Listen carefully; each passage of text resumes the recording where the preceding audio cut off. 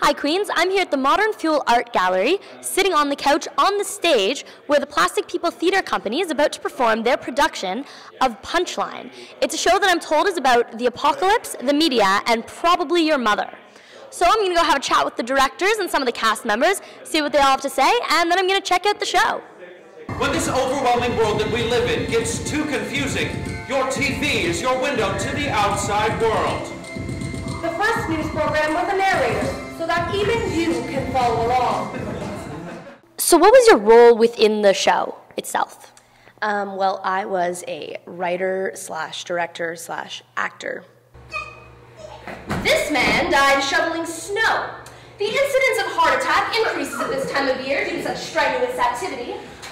If only I'd received a Canadian Tire gift card this holiday season. Shoveling snow is a breeze with the right equipment. I assisted in writing and directing as well, and then kind of try to take care of more of the design and production aspects. So yeah, we had most things covered as a pair. What's the experience been like for you guys being involved with Plastic People's Theatre Company?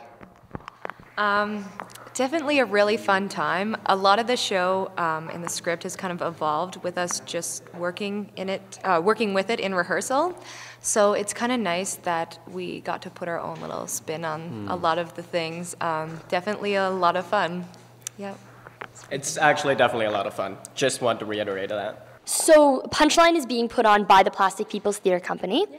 A lot of students at Queen's don't really know, what is the Plastic People's Theatre Company?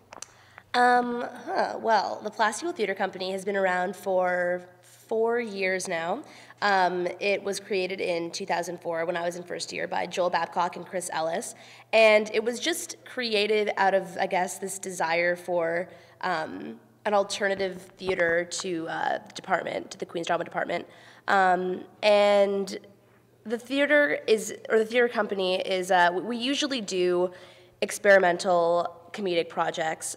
Recent statistics have shown that a staggering 33% of people here in the city are either unemployed or barely making ends meet.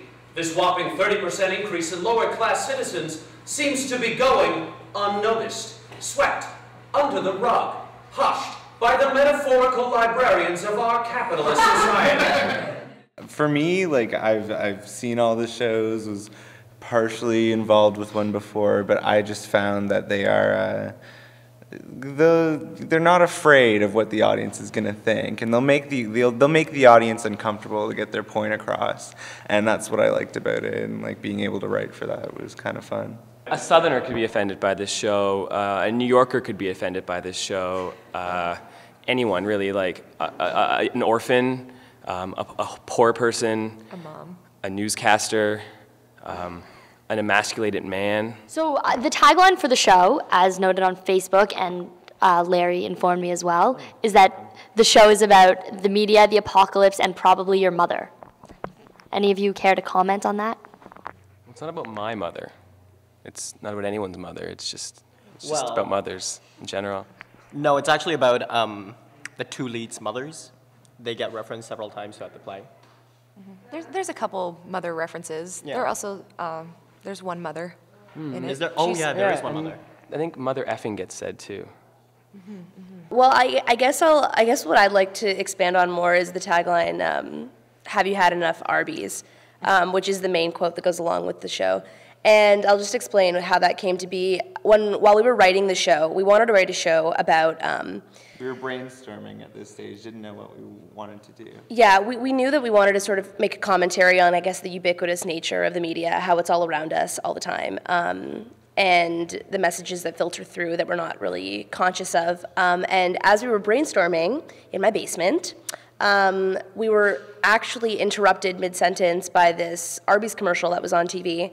And it was just this almost like pornographic image of a hamburger that was just being like rotated up on the screen. It was all like juicy and like steaming, and there are gross close-ups of it. Yeah. And I believe the line, like it actually said, "Have you had enough Arbys?" And it was so loud, and we both just like our mouths dropped, and we just like turned and stared at it, and we were like, "That's going in the show." So basically, the show is an F off to Arbys. So is Arbys going to be addressed directly in your show?